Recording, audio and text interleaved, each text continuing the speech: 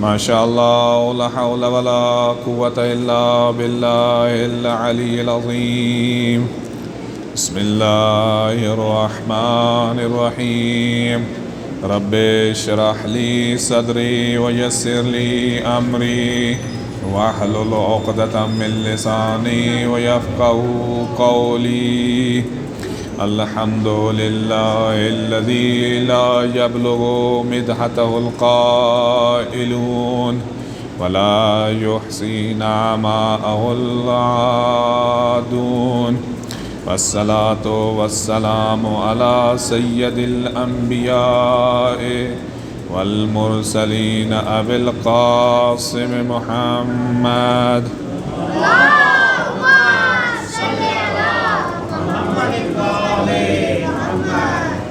وآلہ الطیبین الطاہرین المعصومین الذین اذهب اللہ عنہم الرجس اہل البیت ویطہرہم تطہیرا۔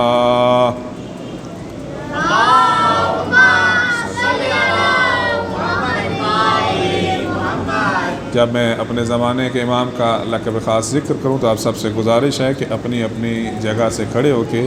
3 دفعہ ہدیہ صلوات جو ہے اپنے مولا اور آقا کی بارگاہ میں پیش فرمائیں، خصوصاً علی الثانی عشر الذی بجمنہ رزق الورا وبوجودہ ثبتت الارض والسماء الحجۃ ابن الحسن القائم علیہ السلام۔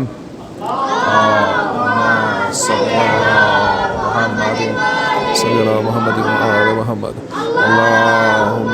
صلی علی محمد وآل محمد اللہم صلی علی محمد وآل محمد۔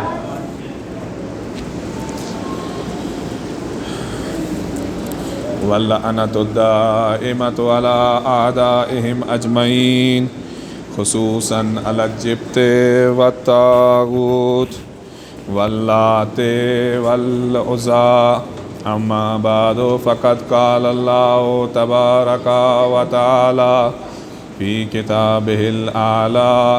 بقیۃ اللہ خیر لکم صلوات۔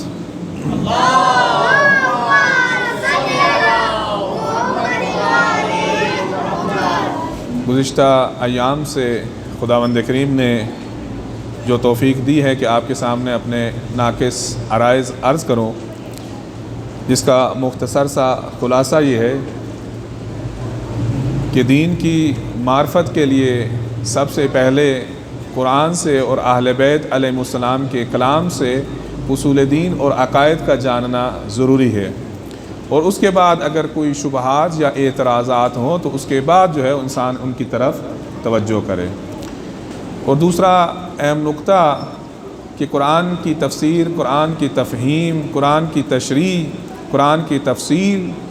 یہ کام اہل بیت علیہم السلام کا ہے، اور جو اہل بیت علیہم السلام قرآن کی آیات سے متعلق اور قرآن کے الفاظ سے متعلق اور قرآن کے معانی اور مفاہیم سے متعلق فرمائیں گے وہی حجت ہے۔ اور تیسرا اہم نقطہ کہ جب بھی کوئی شخص اہل بیت علیہ السلام کی تعریف کرے، ان کے فضائل اور مناقب کو بیان کرے، تو اتنا کافی نہیں، بلکہ جب تک دشمنان اہل بیت علیہ السلام سے، ان کے قاتلین سے، حق کے غاصبین سے اظہار برات نہ کرتا ہو تو ایسے شخص سے متاثر ہونے کی کوئی ضرورت نہیں ہے، کیونکہ اہل بیت علیہ السلام نے دیگر لوگوں کے کتب کے اندر سے ان کے بیان کی ہوئی فضائل کی احادیث اور روایات سے بھی منع کیا ہے۔ یعنی ہماری روایات میں دوسروں کی کتب سے ان کے جو فضائل کی روایات ہیں ان کو بھی لینے سے، کوڈ کرنے سے منع کیا گیا ہے۔ البتہ وہ افراد کہ جو بحث و گفتگو، مناظرہ اور اسقاط خصم کرنا چاہتے ہیں تو ایسے افراد کو اجازت ہوتی ہے کہ وہ دیگر ادیان اور مذاہب کی جو کتابیں ہیں اس کو پڑھیں، اور اس سے، کیونکہ اصول مناظرہ میں سے ایک اصل یہ ہے اور ایک قانون یہ ہے کہ جب طرفین کا آپس میں اختلاف ہوتا ہے تو اس میں کچھ چیزیں جو ہوتی ہیں دونوں میں مشترک ہوتی ہیں۔ تو اب اصول مناظرہ میں سے ایک اصل یہ ہے کہ وہ چیز آپ کے حق میں کہ جو طرف مقابل نے بھی ذکر کیا ہے، اب آپ کو یہ حق حاصل ہے کہ اس کو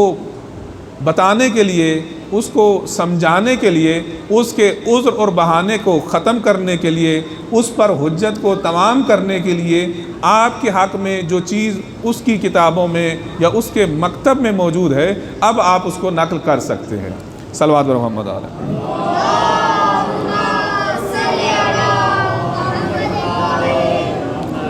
امامت و خلافت دیگر مکاتب فکر میں عرض کیا کہ ابتداء میں مسئلہ سیاسی اور حکومتی تھا، اور وقت کے ساتھ ساتھ مرور زمان کے ساتھ ساتھ اس کے لیے ادلہ و براہین قرآن سے، کلام سے اور مختلف علوم سے جو ہے وہ جمع کیے گئے، جبکہ مکتب اہل بیت علیہ السلام میں حکومت، سیاست اور منصب حکومتی جو ہے یہ امام معصوم کا حجت خدا کا حق ہے، لیکن تمام کا تمام اس کے فضائل اور اس کی صفات اور اس کے محسنات، ان کے فضائل اور مناقب یہ نہیں کہ فقط وہ حکومتی اور سیاسی عہدہ رکھتا ہو یا بعنوان حاکم ہو۔ حاکم ہونا اس کی صفات میں سے یا اس کے شؤونات میں سے یا اس کے حقوق میں سے ایک حق ہے۔ حق یہ ہے کہ حاکم اسلامی جو ہے وہ حجت خدا ہونا چاہیے، بلکہ جب سے خداوند کریم نے انبیاء کا سلسلہ نازل کیا ہے اس وقت سے لے کے آخری نبی تک اور آخری وصی تک یہ خداوند کریم کی طرف سے حق حکومت، حق سیاست جو ہے یہ در حقیقت حجت الہی کا منصب ہے، لیکن کیونکہ تاریخ کے اندر ستمگر لوگوں نے، ظالم لوگوں نے اس حق پر قبضہ کر لیا، اور زیادہ وقت جو تھا یہ حق حکومت جو تھا یہ انبیاء، اوصیاء اور ائمہ معصومین علیہ السلام کے پاس نہیں رہا۔ زیادہ وقت جو تھا فرعون کے پاس، نمرود کے پاس اور ان جیسے جو بادشاہان تھے، ظالم بادشاہان، کیونکہ ان کے پاس رہا تو لہٰذا آج کسی کے ذہن میں یہ تصور بھی نہیں آتا کہ حق حکومت جو ہے وہ حضرت ابراہیم علیہ السلام کا تھا، نمرود کا نہیں۔ حق حکومت جو ہے یہ حضرت موسیٰ علیہ السلام کا تھا، فرعون کا نہیں۔ حق حکومت جو ہے وہ شداد اور ان جیسے افراد کا نہیں، بلکہ وہ انبیاء کرام کا، اوصیاء کرام کا اور حجت الہی کا تھا۔ صلوات بر محمد علیہ۔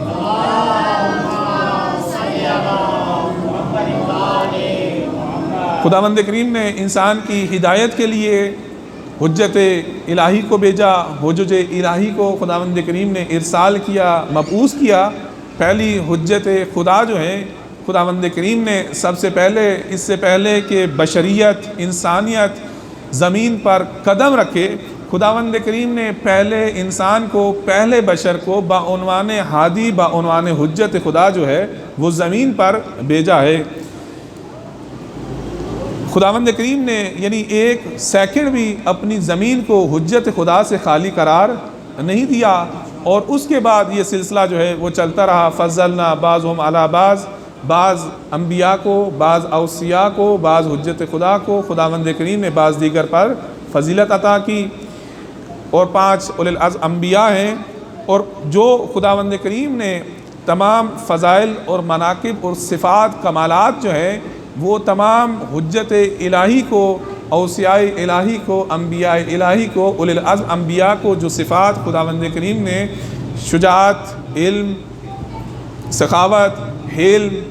بردباری اور جتنا بھی انسان کے لیے جو بھی شرط کمال ہے، جو بھی صفت کمال ہے، خداوند کریم نے وہ جو تمام دیگر انبیاء کو، اوصیاء کو عطا کیا ہے، خداوند کریم نے وہ ساری کی ساری جو صفات تھی خداوند کریم نے خاتم الانبیاء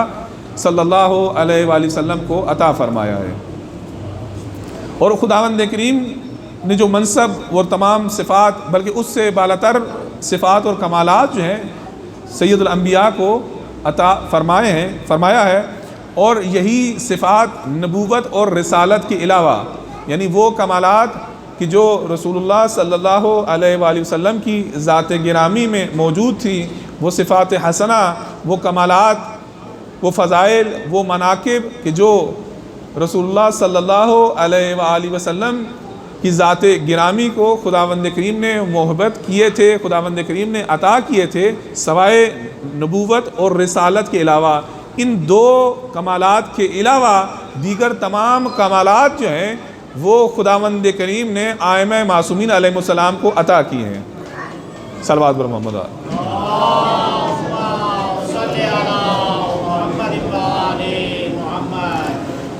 جس طرح کسی نبی کا انتخاب جو ہے ذات پروردگار نے اپنے ہاتھ میں نہیں رکھا کہ انسان جمع ہوں اور آ کر ایک شورا کر لیں اور ایک آپس میں جمع ہو کر انتخاب کر لیں، کیونکہ آج ہمارے پاس کوئی نبی موجود نہیں ہے تو لہٰذا جو ہے ہم نبی کا انتخاب کر لیتے ہیں۔ ایسے نہیں ہو سکتا۔ اگر تمام بشریت، تمام انسانیت چاہے بھی تو ایک نبی کا انتخاب نہیں کر سکتے۔ تمام بشریت، تمام انسانیت ایک رسول کا انتخاب نہیں کر سکتی، بلکہ نبوت اور رسالت جو ہیں یہ خداوند کریم کے منصب ہیں، اور خداوند کریم اس کو عطا کرتا ہے کہ جس کو خداوند کریم بہتر سمجھتا ہے۔ یہ انسان کے انتخابات سے، انسان کے الیکشن سے کسی کو نبی اور کسی کو رسول نہیں بنایا جا سکتا۔ تو اسی طرح اپنے انتخاب کے ذریعے اور شورا کے ذریعے، مشورے کے ذریعے، الیکشن کے ذریعے، سلیکشن کے ذریعے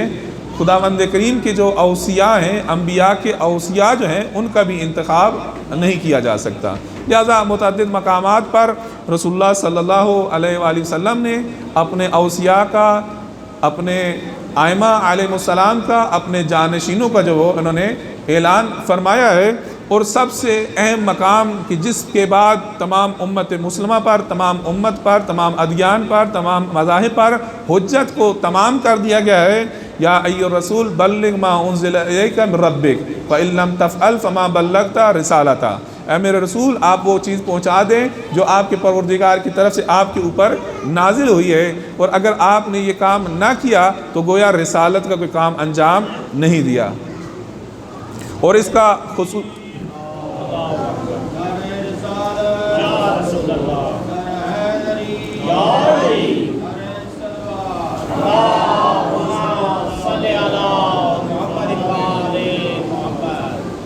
اور اس کا خصوصی اہتمام جو ہے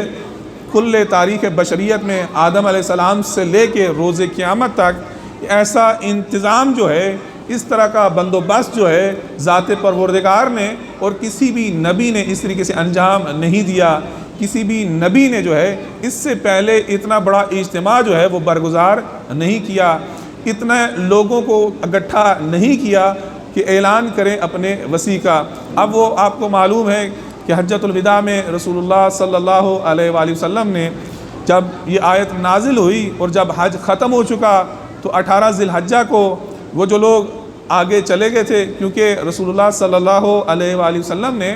حجۃ الوداع میں، یہ آخری حج تھا، کیونکہ رسول اللہ صلی اللہ علیہ وآلہ وسلم نے اپنی حیات مبارکہ میں جو صرف ایک دفعہ حج کو انجام دیا ہے، ایک سے زیادہ دفعہ رسول اللہ جو ہے اپنی حیات مبارکہ میں حج کو انجام نہیں دے سکے، اور اس شریعت اسلامیہ کے مطابق جو عمرہ ہے وہ رسول اللہ صلی اللہ علیہ وآلہ وسلم نے اس سے پہلے بھی ایک دفعہ انجام دیا تھا۔ اس صلح حدیبیہ پہ رسول اللہ صلی اللہ علیہ وآلہ وسلم نے کہا کہ ہم عمرہ کرنا چاہتے ہیں، اور عمرہ کے لیے مکہ کی طرف روانہ ہوئے، اور وہ صلح حدیبیہ کا واقعہ پیش آیا۔ اس صلح حدیبیہ میں یہ شرط تھی کہ آپ اس سال واپس چلے جائیں، اور اگلے سال جو ہے وہ آ کے دوبارہ آپ کو 3 دن کی اجازت دی جائے گی، اور اس 3 دن میں آپ مکہ کے اندر رہ کر آپ عمرے کو جو ہے وہ انجام دیں گے۔ اور کچھ شرائط تھی آپس میں دونوں طرفین نے طے کر لی تھی، تو لہذا ان شرائط کے تحت جو ہے صلح حدیبیہ کے اگلے سال اور خود اس صلح حدیبیہ کے اندر بھی بعض اصحاب نے جو ہے رسول اللہ صلی اللہ علیہ وآلہ وسلم پر بہت بڑے بڑے اعتراضات کیے تھے۔ بہرحال ابھی اس کو ذکر نہیں کرنا، تو اس کے اگلے سال جا کر رسول اللہ صلی اللہ علیہ وآلہ وسلم نے جو ہے وہ عمرے کو انجام دیا تھا۔ لہذا آج آپ لوگ جو حج انجام دیتے ہیں وہاں پہ حج کے مناسک میں ایک عمل جو ہے احرام کا باندھنا ہے، تو لہذا آپ دیکھتے ہیں کہ حج کے احرام میں 2 قسم کے لوگوں نے احرام کو 2 طریقوں سے احرام کو جو ہے وہ باندھا ہوتا ہے۔ ایک طریقہ یہ ہے کہ کہ آپ دیکھتے ہیں کہ وہ احرام کو بازو کے نیچے سے نکال کے اس طریقے سے وہ جو ہے احرام کو باندھتے ہیں، اور ایک جو ہے احرام کو ایسے اس طریقے سے چادر کو لے کے اپنے اس طرح کندھوں پہ اس طریقے سے باندھا جاتا ہے۔ تو در حقیقت سنت جو ہے وہ یہ ہے کہ جو رسول اللہ صلی اللہ علیہ وسلم کا جو طریقہ ہے اور اس کا تک رسول اللہ اپنی آخری حیات مبارکہ پر رہے ہوں، اس کو سنت کہا جاتا ہے۔ یہ جو احرام کا طریقہ ہے کہ اپنے بازو کے نیچے سے احرام نکال کے اپنے اس کندھے پر ڈالنا، یہ اسی عمرۃ القضاء یا اس عمرے کے جو حجۃ الوداع جو صلح حدیبیہ کے بعد رسول اللہ صلی اللہ علیہ وآلہ وسلم نے انجام دیا تھا،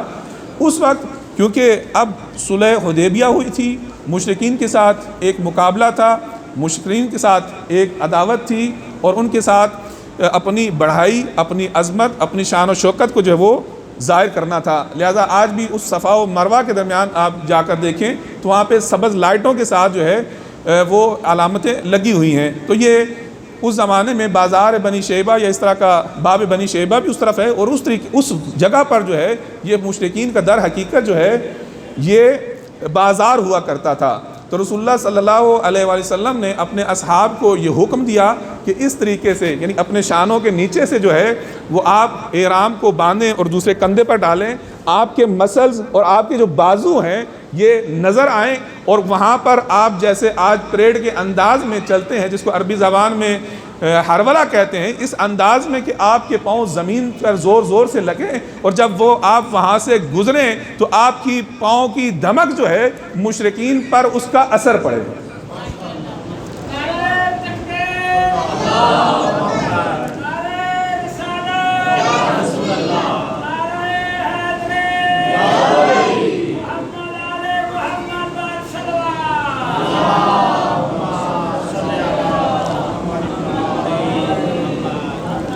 تو لہذا وہ 3 دن تشریف لائے اور وہاں پہ اعمال عمرہ جو تھے انجام دیے، اور اس طریقے سے احرام جو حج کا وہ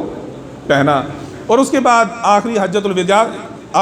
الوداع جب تھا تو اس وقت رسول اللہ صلی اللہ علیہ وآلہ وسلم نے، کیونکہ جو آخری حجۃ الوداع ہے یہ رسول اللہ صلی اللہ علیہ وآلہ وسلم کی جو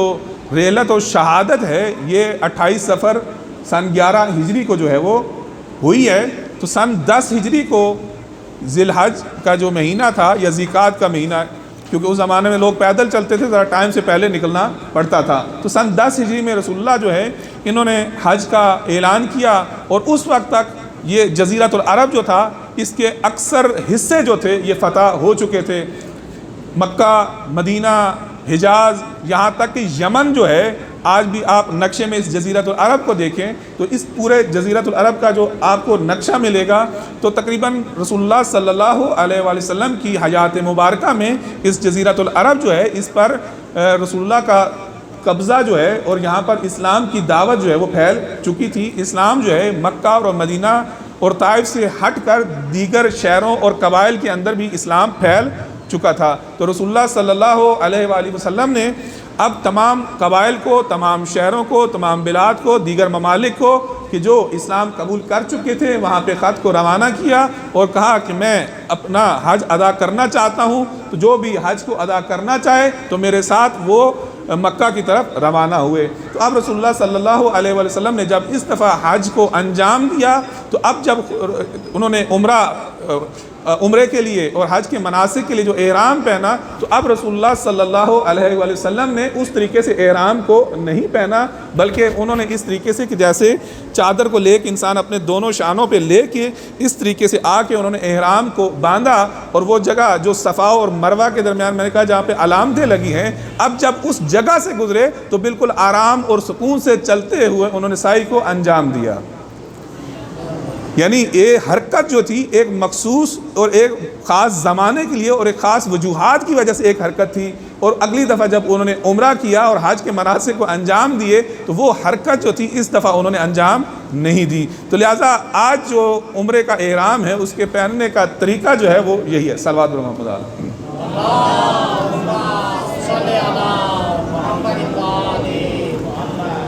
تو اب رسول اللہ نے جب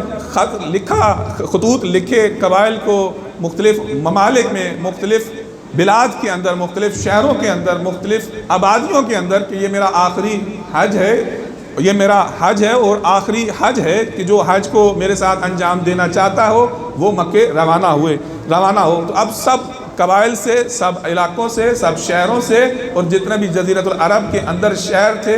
ان کے اندر بلاد سے مسلمان جو تھے، صحابہ کرام جو تھے وہ مکہ کی طرف روانہ ہوئے، کچھ ان کے ساتھ تھے اور کچھ جا کے مکہ کے اندر جا ملے۔ امیر المومنین علیہ السلام اس وقت یمن میں تھے، امیر المومنین علیہ السلام کو بھی خط لکھا گیا، امیر المومنین علیہ السلام یمن سے روانہ ہوئے اور اپنے ساتھ جو قربانی کے جانور تھے وہ یمن سے جا کے اپنے ساتھ لیے۔ تو مکہ سے پہلے یا مکہ میں جا کے امیر المومنین جو ہیں وہ رسول اللہ صلی اللہ علیہ وآلہ وسلم کے ساتھ جا ملے۔ تو اس حج کو جب انجام دے دیا، اب ذات پروردگار نے وحی نازل کی، یا ایھا الرسول بلغ ما انزل الیک من ربک وان لم تفعل فما بلغت رسالتہ، اور یہ وحی نازل ہوئی۔ اب وہ سارا انتظام ہوا میدان غدیر کے مقام پر، اور وہاں پہ رسول اللہ صلی اللہ علیہ وآلہ وسلم نے ارشاد فرمایا، من کنت مولاہ فہذا علی مولا۔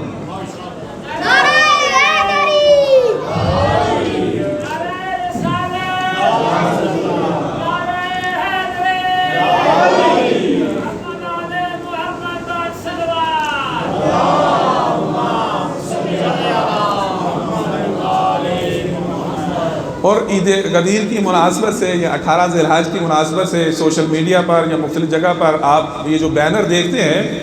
عید غدیر کی مناسبت سے، کہ ایک طرف انہوں نے دکھایا ہوتا ہے کہ ایک ہاتھ کو رسول اللہ نے یوں پکڑا ہوتا ہے اور اس کو اوپر بلند کرتے ہیں، ایسے نہیں تھا، ایسے غدیر کے مقام پر نہیں ہوا تھا۔ جو کتابوں کے اندر لکھا گیا ہے وہ ایسے تھا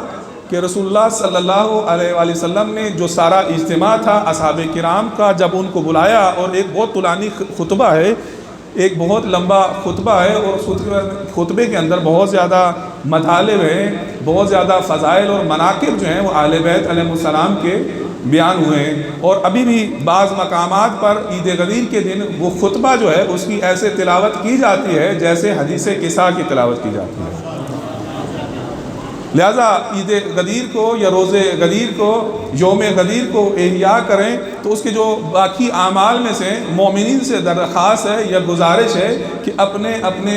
شہروں میں، اپنے اپنے گھروں میں، اپنے اپنے امام بارگاہوں میں جیسے حدیث قصہ کا اہتمام کیا جاتا ہے، اسی طرح خطبہ غدیر کو پڑھنے کا بھی اہتمام کیا جائے۔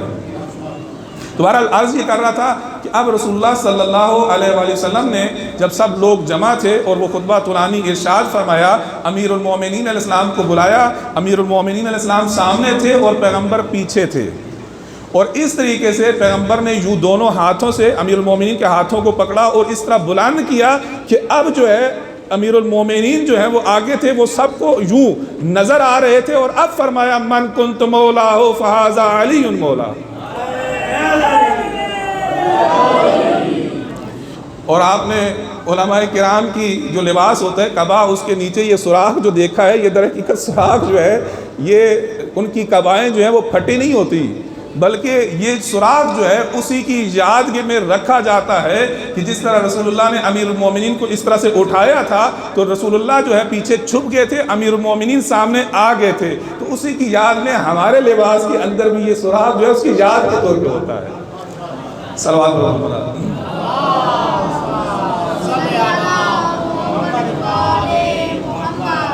لیکن معمولاً کیونکہ خطابت کے اندر، مجالس کے اندر اس خطبہ غدیر کو بیان نہیں کیا جاتا ہے، یا وہ صرف مطالب بیان کیے جاتے ہیں کہ جو معمولاً مناظرے کے لیے استعمال کیے جاتے ہیں، اس خطبہ غدیر کے اندر رسول اللہ صلی اللہ علیہ وآلہ وسلم نے ارشاد فرمایا، فَلْيُبَلِّغُ الشَّاهِدُ الْغَائِبَ، کہ جو شخص حاضر ہے وہ غائب کو اس کی خبر دے، اور جو باپ ہے وہ اپنے بیٹے کو اس کی خبر دے، جو یہاں پہ موجود ہے وہ اس کو کہ جو موجود نہیں اس کو خبر دے، اور نسل در نسل اس کو جو ہے وہ نسلوں تک پہنچایا جائے۔ تو لہٰذا غدیر کا جو پیغام ہے یہ فقط علماء کرام کے لیے نہیں بلکہ ہر شخص کے لیے زندگی میں کم از کم ایک دفعہ ہر شخص کے لیے ضروری ہے کہ غدیر کا جو مقام، غدیر کا جو پیغام ہے، غدیر کا جو ماجرا ہے، غدیر کا جو واقعہ ہے، اس کو اپنی اولاد کو جمع کرے اور اپنی اولاد کے سامنے اس کو بیان کرے اور اس کو وصیت کرے کہ میرا یہ رسول اللہ کا یہ پیغام جو مجھ تک پہنچا ہے میں نے تم تک پہنچایا ہے، تمہیں اسے آگے پہنچانا۔ اور اسی پیغام کے اندر، خطبہ کے اندر، کیونکہ معمولاً میں نے عرض کیا جو آیات بیان کی جاتی ہیں ان کی آیات کی بیان کرنے کے بعد فوراً صرف ایک جملے کو بیان کر کے سمجھا جاتا ہے کہ غدیر کا پیغام جو ہے وہ پہنچ چکا ہے۔ اسی غدیر کے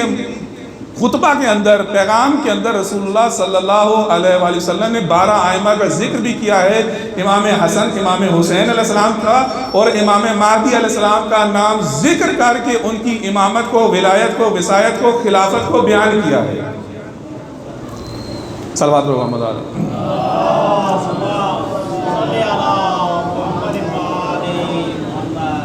تو لہذا اب حجت جو تھی وہ تمام ہو گئی۔ اس کے علاوہ جتنی دفعہ بھی رسول اللہ صلی اللہ علیہ وآلہ وسلم نے فضائل کو، مناقب کو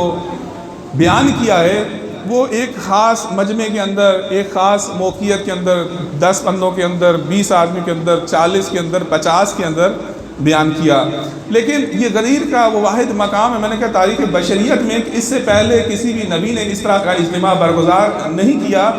اور اب رسول اللہ نے یہ جو فضیلت بیان کی، اس سے پہلے جتنے بھی فضائل بیان کیے گئے، مورخین نے، محدثین نے، متکلمین نے، علماء نے کیا کیا، اس کی ڈپلیکیٹ بنانا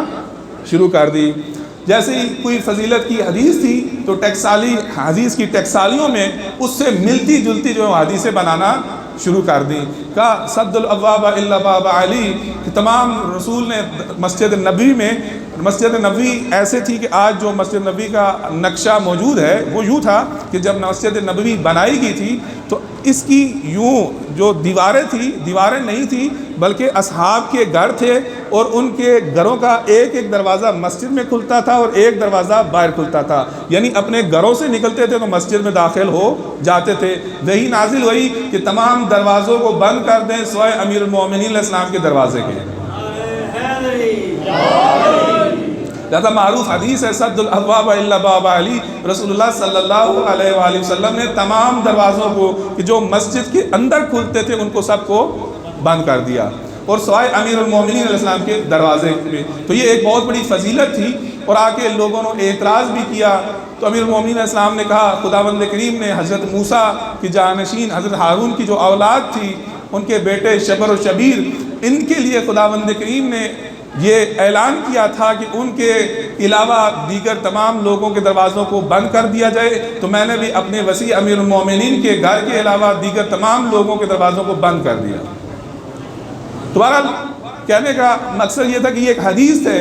فضیلت اور مناقب میں، تو اب اس کے ساتھ بھی کیا کیا، اس کے مقابلے میں بھی ایک حدیث بنا دی۔ ابھی میں اس کو بیان نہیں کرتا۔ اسی طرح کہا الحسن والحسین سیدہ شباب اہل الجنہ،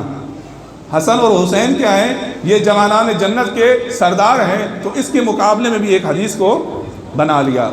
کہا انا مدینۃ العلم وعلی بابها، میں علم کا شہر ہوں، علی اس کا دروازہ ہے، تو اس کے ساتھ بھی یا اضافہ کر دیا، یہ اس طرح کی ایک حدیث بنا دی۔ کرتے کرتے آپ جو بھی حدیث دیکھیں گے اس کے مقابلے میں کوئی نہ کوئی حدیث یا کوئی نہ کوئی فضیلت جو ہے وہ گڑی گئی۔ ابھی میں اس کو بیان نہیں کرتا، لیکن واحد غدیر کی فضیلت، غدیر کا مقام، غدیر کی ایسا واقعہ ہے کہ جس کے مقابلے میں کسی قسم کی فضیلت، کسی قسم کی حدیث اور کسی قسم کی منقبت جو ہے وہ نہیں بنائی جا سکی۔ لہذا حدیث غدیر کی جب بات آئی تو یہ نہیں کہا کہ یہ حدیث ضعیف ہے، یہ حدیث درست نہیں، بلکہ مرحوم علامہ امینی رضوان اللہ علیہ نے اپنی کتاب الغدیر کے اندر 11 جلدوں پر یہ کتاب جو ہے فقط غدیر کے موضوع پر لکھی گئی ہے۔ اس کتاب کی پہلی جلد جو ہے اس میں فقط وہ راویان صحابہ کرام کے کئی سو اصحاب رسول اللہ صلی اللہ علیہ وآلہ وسلم کے جنہوں نے حدیث غدیر کو ذکر کیا ہے، مرحوم علامہ امینی نے پہلے ان کو ذکر کیا، پھر تابعین کو ذکر کیا کہ کون کون سے تابعین ہیں کہ جنہوں نے اس حدیث غدیر کو ذکر کیا ہے، اور اس کے بعد علامہ امینی نے جو ایک شاہکار کیا ہے، صلوات بر محمد علیہ،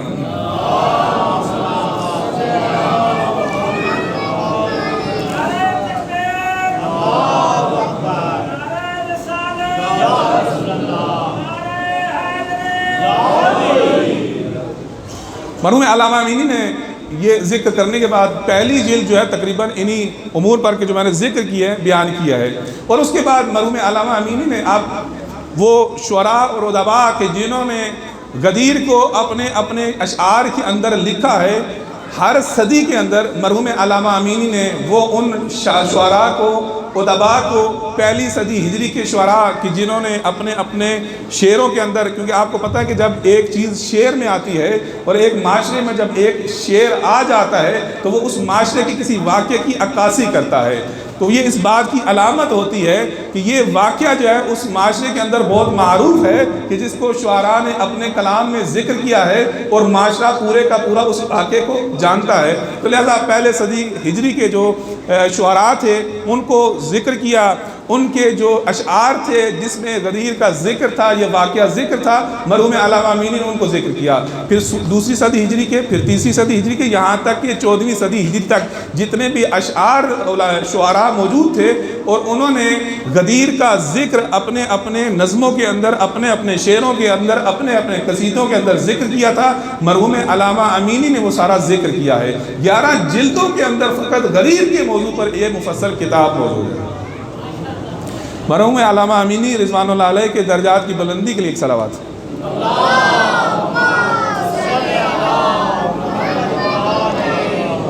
سوائے ہٹ درم انسان کے کوئی بھی اس واقعے غدیر کا جو ہے وہ انکار نہیں کر سکتا۔ بڑے بڑے علماء نے، بڑے بڑے مفسرین نے، بڑے بڑے محدثین نے، بڑے بڑے مورخین نے اس واقعے کو ذکر کیا۔ اب یہ نہ کہہ سکے کہ یہ واقعہ نہیں ہوا یا اس واقعے کی سند ضعیف ہے، اس حدیث کی سند ضعیف ہے، اب کچھ نہ کر سکے تو کہا کہ در حقیقت یہاں پہ جو مولا کہا ہے اس حدیث کے اندر جو معنی ہے، اس معنی سے وہ مراد نہیں جو آپ لیتے ہیں، یعنی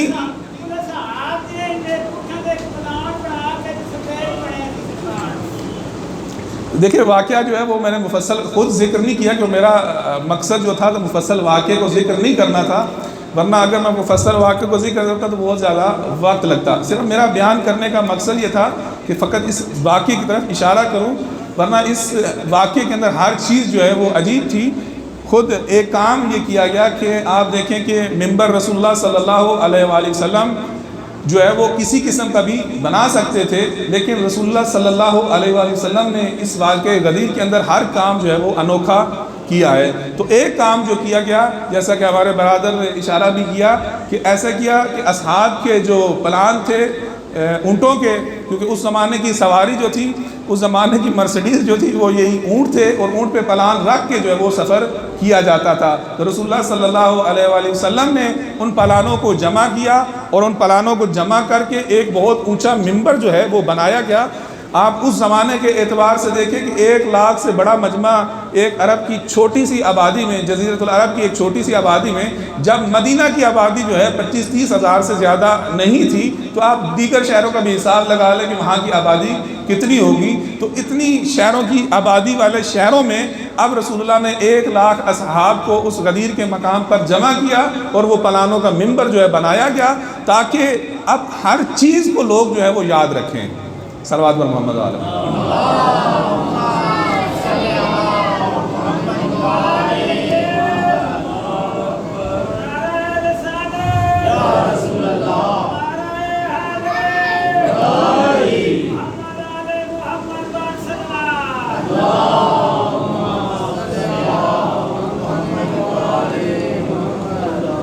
اب یہاں پر کسی پر حجت باقی نہیں رہی، اور حضرت زہرا سلام اللہ علیہ نے خطبہ غدیر کے اندر بھی ببانگ دوحل یہ اعلان کیا، کیا غدیر کے روز کے بعد کسی پر حجت باقی رہ گئی تھی کہ جو تم نے غدیر کو چھوڑ کے اور یہ کام کیا ہے؟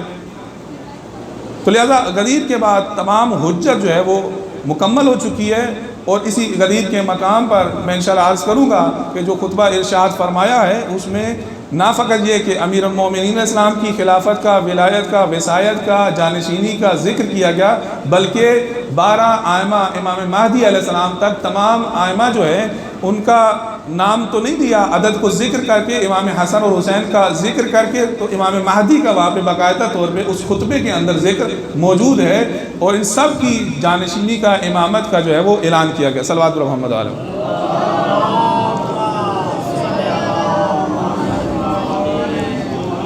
مرحوم شیخ صدوق سے یہ روایت ہے، مرحوم محمد ابن حیدر شعیری جو ہے، جامع الاخبار ان کی کتاب ہے، بزرگ عالم دین ہے، 6 صدی ہجری کے یہ عالم دین ہے، انہوں نے اس روایت کو ذکر کیا ہے، اور سند جو ہے مرحوم شیخ صدوق علیہ الرحمہ تک پہنچتی ہے۔ مرحوم شیخ صدوق جو ہے انہوں نے اس حدیث کو نقل کیا کہ ان جابر ابن عبداللہ الانصاری، جابر ابن عبداللہ انصاری جو ہیں وہ فرماتے ہیں، سمعت رسول اللہ صلی اللہ علیہ وآلہ وسلم، میں نے رسول اللہ صلی اللہ علیہ وآلہ وسلم سے سنا، یقول کہ وہ فرمایا کرتے تھے، ان اللہ تعالی خلقنی وخلق علی والفاطمہ والحسن والحسین والائمۃ من نور واحد، خداوند کریم نے مجھے، علی کو، فاطمہ کو، حسن کو، حسین کو اور تمام ائمہ کو ایک نور سے خلق کیا ہے۔ فَأَسَرَ ذَلِكَ النُّورُ أَسْرَةً، اب الفاظ جو ہیں وہ بہت آسان ہیں، لیکن ان کی جو معنی ہیں وہ مشکل ہیں، کیونکہ یہ معنی ذات پروردگار کی طرف ان کی نسبت ہے، تو لہٰذا ابھی میں صرف ظاہر کا ترجمہ کرتا ہوں۔ فَأَسَرَ ذَلِكَ النُّورُ أَسْرَةً، خداوند کریم نے وہ نور کہ جس سے مجھے اور میری اہل بیت کو اور ائمہ کو خلق کیا، ذات پروردگار نے اب اس نور کو نچوڑا، خداوند کریم نے اس نور کو نچوڑا، فخرج منہا شیعتنا، تو جب اس نور کو نچوڑا گیا تو اس سے ہمارے شیعہ خارج ہوئے۔ فرماتے ہیں فسبحنا فسبحوا، ہم نے تسبیح کی، ہمارے شیعوں نے تسبیح کی، وقدسنا فقدسوا، جب ہم نے خداوند کریم کی تقدیس کی تو ہمارے شیعوں نے خداوند کریم کی تقدیس کی، وحللنا فحللوا، ہم نے لا الہ الا اللہ کہا تو ہمارے شیعوں نے بھی لا الہ الا اللہ کہا، ومجدنا فمجدوا، جب ہم نے خداوند کریم کی تمجید کی تو فرشتوں نے بھی خداوند کریم کی تمجید کی، ووحدنا فوحدوا، جب ہم نے خداوند کریم کی وحدانیت کا اقرار کیا تو ہمارے شیعوں نے وحدانیت کا اقرار کیا۔ ثم خلق السماوات والارض، اور اس کے بعد خداوند کریم نے زمین و آسمان کو خلق کیا، وخلق الملائکہ، اور ملائکہ کو خلق کیا، یعنی ہماری خلقت اور ہمارے شیعوں کی خلقت جو ہے تمام زمین و آسمان اور ملائکہ کی خلقت سے پہلے ہے۔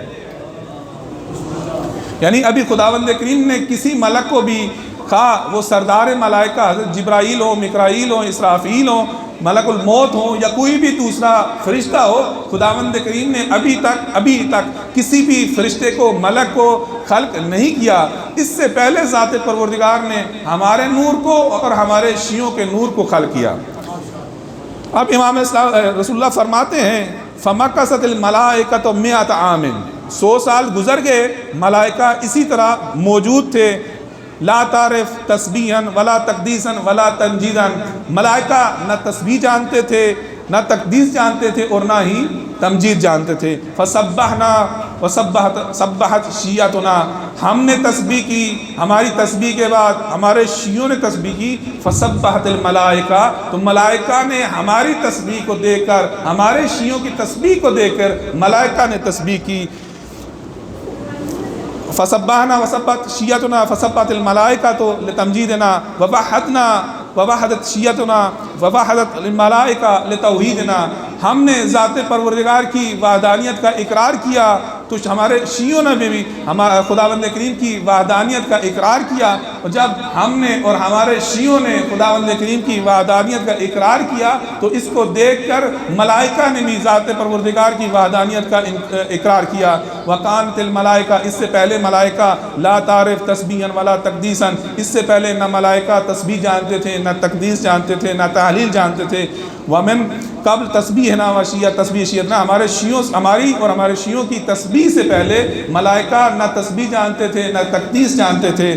فَنَحْنُ الْمُوَحِّدُونَ حِينَ لَا مُوَحِّدَ غَيْرَنَا، جب ہم ذات پروردگار کی توحید بیان کرنے والے تھے، ہم ذات پروردگار کی توحید کو بیان کرنے والے تھے، تو ہمارے علاوہ اور ہمارے شیعوں کے علاوہ کوئی مواحد نہیں تھا۔ حقیق علی اللہ کما اختصنا و اختص شیعتنا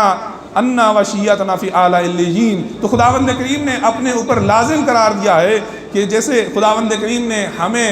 مختص کیا ہے اور ہمارے شیعوں کو مختص کیا ہے کہ وہ خداوند کریم کی ذات ہمیں اور ہمارے شیعوں کو اعلیٰ علیین یعنی وہ جو بلند مقامات ہیں ان بلند مقامات میں بھی جو بلند ترین مقام ہے خداوند کریم ہمیں اور ہمارے شیعوں کو وہاں پر قرار دے۔ تو لہذا اس حدیث کا بیان کرنے کا مقصد یہ تھا، اس طرح کی بہت ساری احادیث جو ہیں مرحوم علامہ مجلسی نے جو ہے بحار الانوار میں اور دیگر علماء نے اپنی اپنی کتب احادیث کے اندر اور بصائر الدرجات کے اندر بھی یہ اس قسم کی احادیث موجود ہیں کہ اس حدیث کو بیان کرنے کا مقصد یہ تھا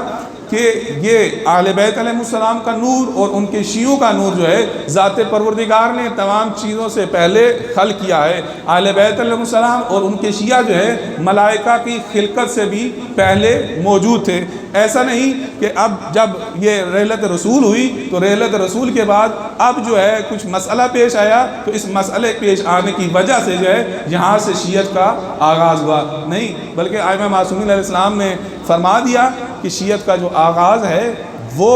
ہماری خلقت کے ساتھ ہی ہو چکا تھا۔ صلوات پر محمد علیہ۔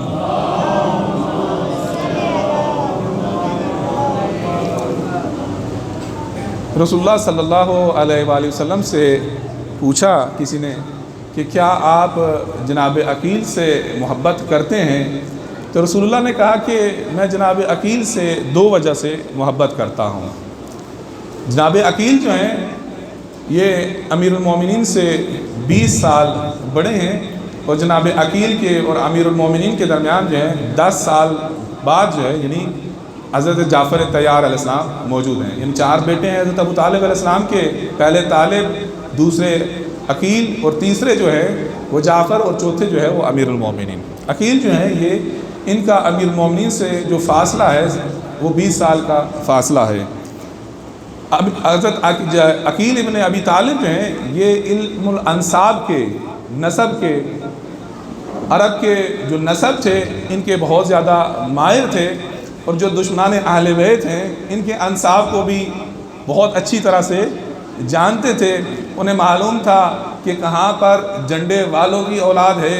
کہاں پہ جو ہے نیلی آنکھ والوں کی اولاد ہے اور کہاں پہ کس کس کی اولاد ہے۔ تو جناب عقیل علیہ السلام جب بھی موقع ملتا تھا تو لوگوں کو بتایا بھی کرتے تھے اور سنایا بھی کرتے تھے کہ یہ کس کس کی اولاد ہے۔ تو لہذا تاریخ میں ایسا کیا گیا کہ جناب عقیل علیہ السلام کو بدنام کیا گیا، ان سے متعلق مختلف جو ہے وہ پراپوگنڈے کیے گئے اور مختلف قسم کے عجیب و غریب قسم کے قصے گھڑے گئے،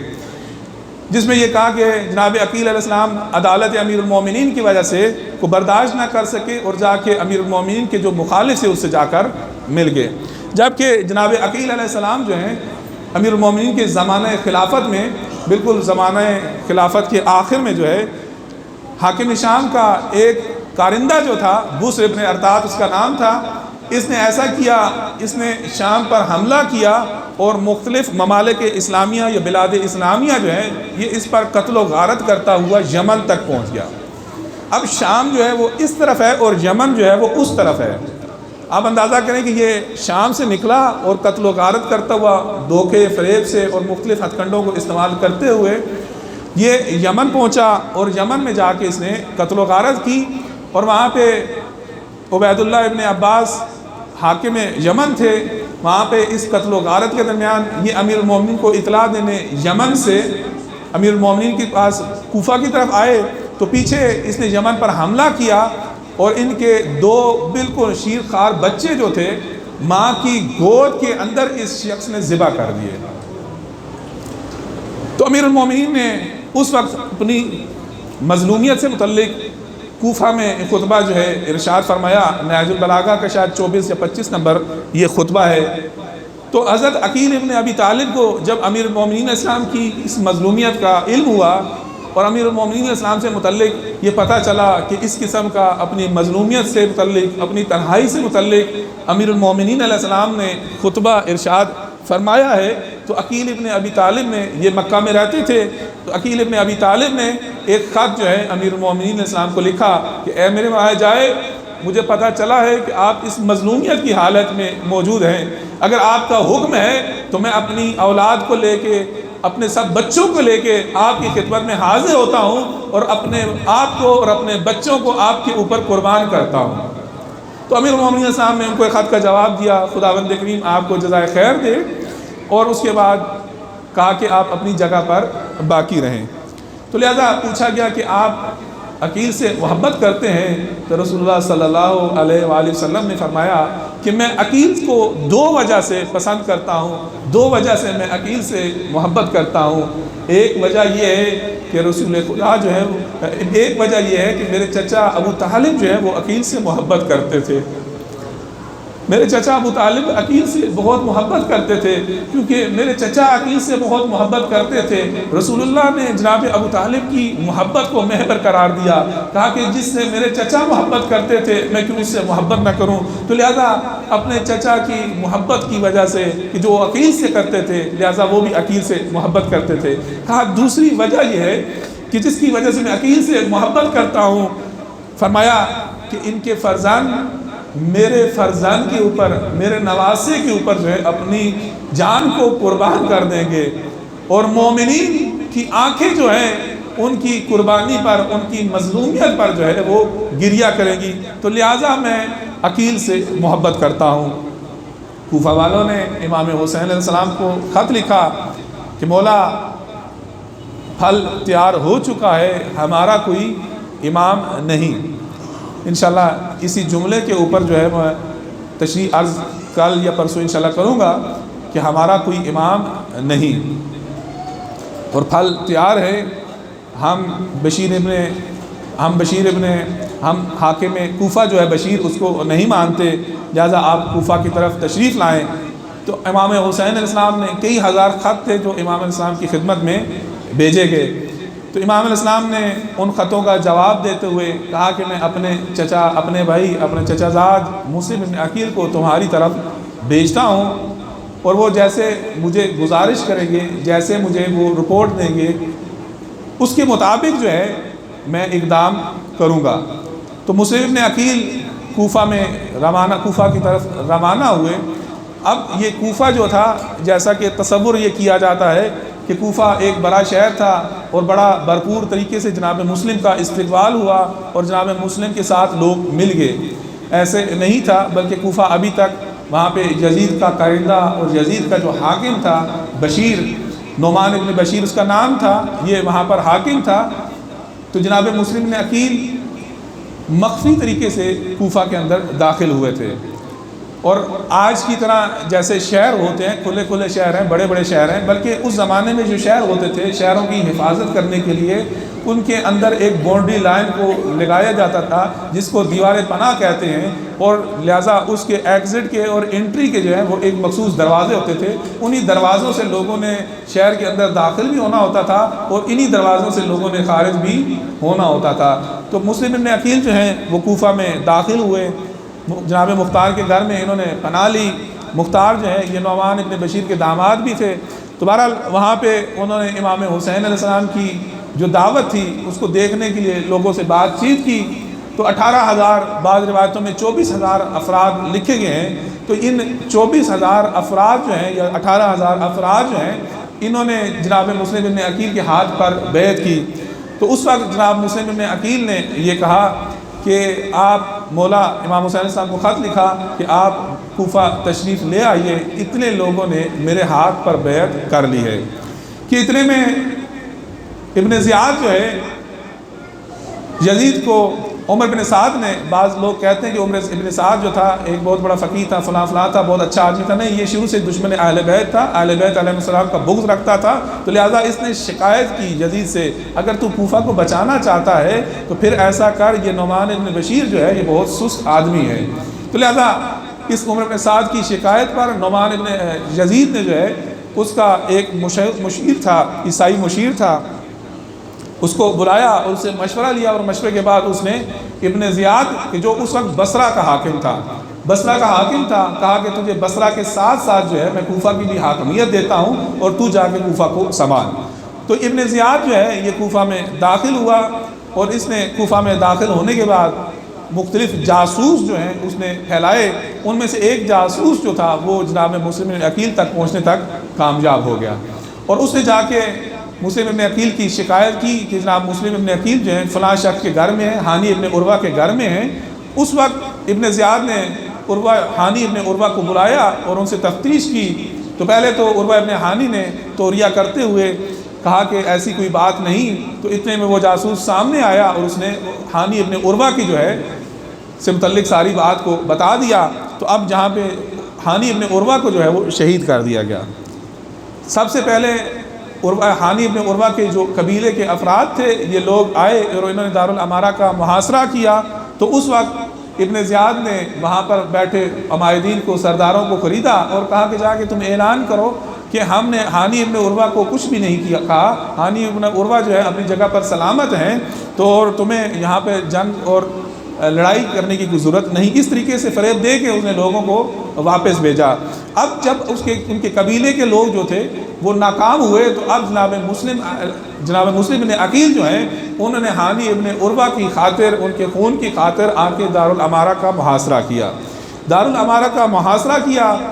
تو اس وقت جب انہوں نے نماز کی ادائیگی کی تو اس وقت بعض روایتوں کے مطابق 18,000 اور بعض نے شاید 24,000 بھی لکھے ہیں کہ یہ 24,000 یا 18,000 افراد جو ہے یہ ان کے پیچھے نماز پڑھنے کے لیے موجود تھے۔ لیکن ابن زیاد نے سرداروں کو بلایا، وہاں کے سرکردہ لوگوں کو بلایا اور کہا کہ اعلان کرو کہ ہم تمہیں اتنا انعام دیں گے، اور ساتھ میں یہ بھی کہو کہ شام سے ایک بہت بڑا لشکر آ رہا ہے اور یہ لشکر جب وہاں پہ پہنچے گا تو جو بھی ہماری مخالفت کرے گا ہم کسی کو نہیں چھوڑیں گے۔ تو اب یہ افراد کی جو 18,000 افراد تھے آہستہ آہستہ ہٹنے لگے، مسلم ابن عقیل کو یہ اکیلے چھوڑنے لگے، یہاں تک کہ مغرب کا وقت تھا یا عشاء کا وقت تھا، جب اس نماز میں مسلم ابن عقیل نے اپنے پیچھے مڑ کے دیکھا تو 18,000 افراد کی جگہ 15-20 افراد جو تھے ان کے پیچھے موجود تھے۔ اب جب نماز پڑھ کے وہ وہاں سے نکلے تو اب آہستہ آہستہ وہ افراد بھی ان کا ساتھ چھوڑتے گئے، اور مسلم ابن عقیل جو تھے اس کوفہ شہر کے اندر غریب تھے۔ غریب سے مراد یہ اجنبی اس شہر کے اندر تھے، کوفہ کی گلیوں سے، کوفہ کے راستوں سے وہ آگاہ نہیں تھے، یہاں تک کہ مسلم ابن عقیل کوفہ کی گلیوں میں چل رہے تھے۔ چلتے چلتے مسلم ابن عقیل کو پیاس لگی تو ایک گھر کے دروازے کے باہر کھڑے ہوئے، اس گھر کی دیوار کو ٹیک لگائی اور مسلم ابن عقیل نے وہاں پر سستانا شروع کیا کہ اتنے میں اس گھر سے ایک خاتون باہر نکلی، ایک بوڑھی خاتون جس کا نام توہ ذکر کیا جاتا ہے، یہ باہر نکلی اور اس نے دیکھا کہ ایک اجنبی شخص موجود ہے۔ کہا کہ اے اجنبی شخص تو یہاں پر کیوں کھڑا ہے؟ کہا کہ اے امت اللہ، اے اللہ کی کنیز، میں پیاسا ہوں، مجھے پیاس لگی ہے۔ تو یہ بڑھیا اندر داخل ہوئی اور اس نے لا کے پانی دیا، انہوں نے پانی پیا اور دروازے کو اس نے بند کر لیا۔ اب دروازے کا بند ہونا تھا، اس کا بیٹا کہیں باہر تھا تو اپنے بیٹے کے انتظار میں تھی، بار بار جا کے باہر اپنے بیٹے کو دیکھنے کے لیے دروازہ کھولتی تھی۔ تو اب دوبارہ جب اس نے دروازہ کھولا تو دیکھا کہ مسلم ابن عقیل جو ہیں اس کے گھر کے ساتھ کھڑے ہیں، تو کہتے ہیں اے اللہ کے بندے کیا تو نے پانی نہیں پیا؟ کہا کہ میں پانی پی چکا ہوں۔ کہا کہ پھر تو یہاں پر کھڑا کیوں ہے؟ تیرا یہاں پر کھڑا ہونا میرے لیے اور میرے گھر کے لیے اچھا نہیں ہے۔ تو اس وقت مسلم ابن عقیل یہ کہتے ہیں اے اللہ کی بندی، وہ کہاں جائے کہ جس کا یہاں پہ کوئی ٹھکانہ نہیں، جس کا یہاں پہ کوئی آسرا نہیں، جس کی یہاں پہ کوئی پناہ گاہ نہیں، جس کا یہاں پر کوئی حامی موجود نہیں۔ کہا کہ آپ کون ہیں؟ کہا میں حسین کا سفیر مسلم ابن عقیل ہوں۔ وہ مومنہ تھی، جیسے ہی اس نے سنا کہ یہ مسلم ابن عقیل ہیں تو اس نے جناب مسلم ابن عقیل کو گھر کے اندر داخل کیا اور ایک کمرے میں جا کر ان کو کھانا دیا، پینے کے لیے پانی دیا۔ تو مسلم ابن عقیل نے کہا کہ مجھے ایک جانماز یا ایک سجادے کی ضرورت ہے کہ جس میں میں اپنے پروردگار کی جو ہے وہ عبادت کر سکوں۔ تو مسلم ابن عقیل جو ہیں وہ اپنی عبادت میں، نماز میں مشغول ہوئے کہ اتنے میں مسلم بن عقیل کی آنکھ لگ گئی. وہ دیکھتے ہیں کہ رسول اللہ تشریف فرما ہے، امیر المومنین تشریف فرما ہے، جعفر تیار تشریف فرما ہے. تو اس وقت رسول اللہ نے مسلم بن عقیل سے کہتے ہیں اے مسلم بن عقیل، ہم تمہارے انتظار میں ہیں اور تمہاری اور ہماری ملاقات میں اب زیادہ وقت نہیں، بس یہ جیسے اس کا آپ کو دیکھنا تھا. مسلم بن عقیل نے پڑھا انا للہ و انا الیہ راجعون. تو وہ بڑھیا پوچھتی ہے کہ آپ نے کلمہ استرجاع کیوں پڑھا ہے؟ تو کہا کہ ابھی میری آنکھ لگی، رسول اللہ کو میں نے خواب میں دیکھا، رسول اللہ نے مجھے اطلاع دے دی ہے کہ میری شہادت نزدیک ہے. تو اس کا بیٹا آیا، اس کا جب بیٹا واپس آیا تو دیکھا اس کا بیٹا جو تھا یہ فاسق و فاجر بیٹا تھا. تو اس کے بیٹے نے دیکھا کہ میری والدہ جو ہے بار بار اس کمرے کی طرف جاتی ہے. تو اب سے اپنی ماں سے پوچھتا کہ مما اس کمرے کی طرف، اس حجرے کی طرف آپ بار بار کیوں جاتی ہیں؟ تو اس کی ماں تو اس سے متعلق جانتی تھی، کہا نہیں ایسی کوئی بات نہیں. اس نے بہت زیادہ اصرار کیا تو اس نے اپنے بیٹے سے وعدہ لیا کہ اس کمرے کے اندر حسین کے سفیر مسلم بن عقیل ہے، وہ آج ہمارے مہمان ہیں، لیکن تو جا کر کسی کو نہ بتانا. لیکن یہ اس ملعون نے ابن زیاد کو انعام کے لالچ میں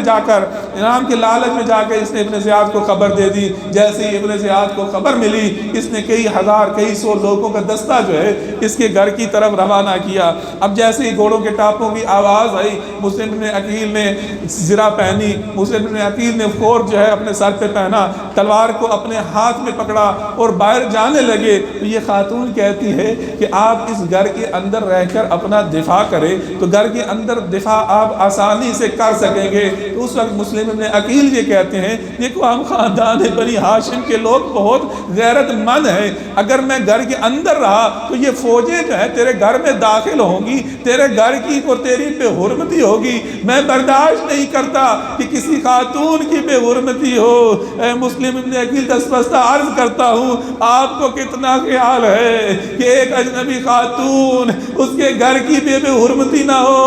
لیکن اے کاش آپ شام غریبہ ہوتے، دیکھتے کس طرح نبی زادیوں کے خیمے کی بھی حرمتی ہوئی، کیسے نبی زادیوں کے خیموں کو آگ لگی. اب جناب مسلم بن عقیل نے جنگ شروع کی، کئی ہزار کئی سو افراد کا، کئی ہزار کا فوجیوں کا دستہ ہے، لیکن علی کا شیر ہے ان سے شکست نہیں کھاتا. یہ بار بار پیغام بھیجتے ہیں کہ تم مسلم بن عقیل کے مقابلے کے لیے مزید فوج کو روانہ کرو. تو یہ مزید دستے کو روانہ کرتے، یہاں تک کہ ایک وقت آیا کہ ابن زیاد جو ہے وہ بھی غصے سے کہتا ہے کہ ایک شخص ہے اور اس کا تم مقابلہ نہیں کر سکتے. کہا کہ یہ علی کا شیر ہے، کوئی کوفہ کا سبزی فروش نہیں کہ جس کے مقابلے میں بھیجا ہے. اب دیکھا کہ مسلم بن عقیل کا یہ مقابلہ نہیں کر سکتے، ہر طرف سے تیروں کی بوچھاڑ ہے، ہر طرف سے تلواروں کی بوچھاڑ ہے، لیکن علی کا شیر قابو میں نہیں آتا. کہ اتنے میں انہوں نے ایک ترکیب سوچی، دھوکے سے ایک طرف گڑھا بنایا، گڑھے کو کھودا گیا. اب اس طرف سے دھکیلتے مقابلہ کرتے اس کے اوپر انہوں نے گھاس پھوس کو اس طریقے سے ڈال دیا کہ معلوم نہیں ہوتا تھا کہ نیچے گڑھا ہے. جب مسلم بن عقیل پیچھے ہٹتے اس جگہ پر پہنچے، اب مسلم بن عقیل اس گڑھے میں گر گئے. جیسے ہی گڑھے میں گرنا تھا انا للہ و انا الیہ راجعون پڑھنا شروع کیا.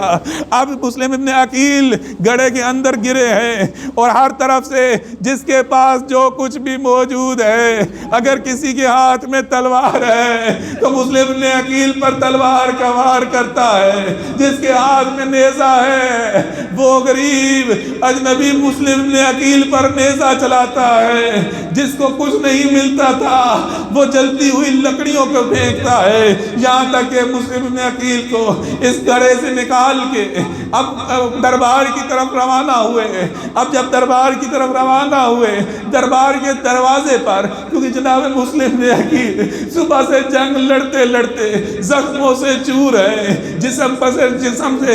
پر زخموں کے نشان ہیں، زخموں سے خون نکل رہا ہے. جب انسان زخمی ہوتا ہے تو انسان کو پیاس کی شدت محسوس ہوتی ہے. جب دروازے پر پہنچے دیکھا کہ وہاں پر ایک مٹکا پڑا ہوا ہے، ایک پانی کا پیالہ اور مٹکا پڑا ہے. تو کہتے ہیں کہ مجھے پانی کا پیالہ پلاؤ. تو پانی کا پیالہ دیا گیا. مسلم مسلم نے عقیل نے جیسے ہی پانی کے پیالے کو اٹھایا تو کچھ خون گر کر اس پیالے کے اندر گرا، کہا کہ دوبارہ مجھے پانی دو۔ اب جب دوبارہ پانی پینا چاہتے ہیں کہ مسلم ابن عقیل کے دانت گر کے پانی میں گرے تو مسلم ابن عقیل نے وہ بھی پانی دوسری طرف دے دیا۔ گویا سمجھ گئے کہ شہدائے کربلا والوں کی سرنوشت یہ ہے، ان کا انجام یہ ہے کہ اس دنیا سے بیاہ سے رخصت ہو۔ اے مسلم ابن عقیل، آپ نے پانی مانگا، آپ کو پانی تو مل گیا، لیکن آئے علی اصغر نے ششمائے کے لیے جب میرے مولا نے پانی مانگا تو پانی نہ ملا، اشقیاء نے تیر چلا دیا۔ اب مسلم ابن عقیل کو یہ ملعون کہتا ہے کہ اپنے امیر کو سلام کر، تو مسلم ابن عقیل یہ کہتے ہیں لا امیری سوى الحسین، حسین کے علاوہ میرا کوئی امیر نہیں۔ تو اب اس نے مسلم ابن عقیل کے بارے میں حکم دیا کہ دارالامارہ کی چھت پر لے جا کر ان کا سر تن سے جدا کر دیا جائے۔ اس سے پہلے مسلم ابن عقیل اس سے یہ کہتے ہیں کہ اے ابن زیاد، میری ایک خواہش ہے، میرا تجھ سے ایک مطالبہ ہے، کہا کہ میں وصیت کرنا چاہتا ہوں۔ تو اس دربار میں دیکھا تو قبائل کی رشتہ داریوں کے حساب سے دیکھا کہ وہاں پہ عمر سعد ہے، کیونکہ عمر سعد کے قبیلے کی رشتہ داری خاندان بنی ہاشم سے بھی تھی۔ تو ابن سعد کو دیکھ کے اس کی طرف دیکھا، ابن زیاد نے اشارہ کیا کہ جا کے ان کی تو بات اور وصیت کو سن لے۔ تو ابن سعد کو یہ کہتے ہیں اے ابن سعد، میں نے اپنے مولا کو خط لکھا تھا کہ تو آپ کر کوفہ تشریف لے آئیے۔ میرے مولا کو خط لکھنا، مولا اب کوفہ آنے کے قابل نہیں، میرے مولا کے ساتھ نبی زادیاں ہیں، آقا زادیاں ہیں، میرے مولا کو خط لکھنا اب کوفہ آنے کے قابل نہیں۔ دوسری وصیت یہ ہے کہ میں نے اتنا قرض لیا تھا کوفے میں، میرا گھوڑا اور زرہ بیچ کے اس قرض کو ادا کر دینا۔ اور تیسری وصیت یہ ہے کہ میری شہادت کے بعد میری لاش کو دفن کر دینا۔ اجرکم اللہ، خداوند کریم کسی غم میں نہ رلائے۔ اب دارالامارہ کے چھت کی طرف لے گئے، اونچائی میں مسلم ابن عقیل کو لے کے گئے۔ جلاد تھا، جلاد نے ایک طرف سر کو تن سے جدا کیا اور مسلم ابن عقیل کی لاش کو دارالامارہ کے نیچے پھینک دیا۔ اس اونچائی سے مسلم ابن عقیل نیچے آئے۔ اب مسلم ابن عقیل کی لاش کو اور ہانی ابن عروہ کی لاش کے پاؤں کے ساتھ رسیوں کو باندھ کر کوفہ کی گلیوں میں غریب الوطن کی لاش کو پھرایا جا رہا ہے۔ امام حسین مقام زوالہ پر موجود تھے یا مقام سالبیہ پر موجود تھے، وہاں پر امام حسین کو خبر ملی کہ اس مظلومیت کے ساتھ مسلم ابن عقیل کو شہید کر دیا گیا ہے۔ تو امام حسین قیام میں تشریف لائے، امام قیام میں تشریف لائے۔ ایک چھوٹی بچی ہے مسلم ابن عقیل کی جس کا نام حمیدہ یا حمیدہ ہے۔ امام علیہ السلام نے اس بچی کو اپنے زانوں پہ بٹھایا۔ یہ بچی خاندان نبوت کی پلی ہے۔ جیسے اس نے دیکھا محبت سے میرے ماموں میرے سر پہ ہاتھ پھیر رہے ہیں، فوراً سمجھی کیا ماموں میں یتیم ہو گئی۔ اجرکم اللہ، اس وقت مولا فرماتے ہیں اے حمیدہ، اے مسلم کی بیٹی، تیرے باپ کا سایہ تیرے سر سے اٹھ گیا۔